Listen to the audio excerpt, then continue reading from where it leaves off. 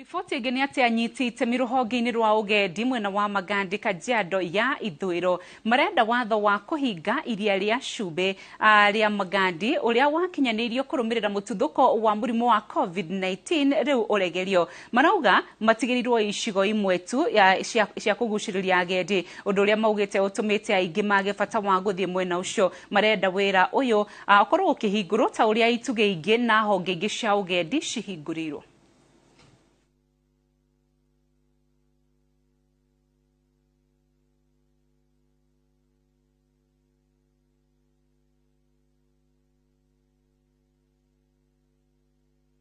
Sababu wageni wakati hiyo walikuwa wanaingia ndani, tunaenda Lake Natron, tunaenda Hot Spring, tunaenda kwa Safazi, tunaenda huko mto mwingine inaitwa Uasongiro.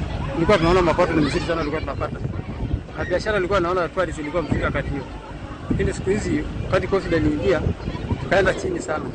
Siku hizi ile usaidizi tunapata hapa ni kutembea tu mgeni, hakuna mahali anaweza kula, hakuna mahali anaweza kunywa maji. Sasa mgeni anakuja na anarudi kwa mbio. Sasa Kenya anatulipa pesa kidogo ambayo itusaidie. Lakini wakati hiyo nyingine tulikuwa tunapeleka wageni mbali sana. Hiyo mapato ilikuwa inatusaidia sana. Sasa hivi hata angalau kupata 500 ni shida. Lakini kwa sasa hivi tunaanza kuteseka.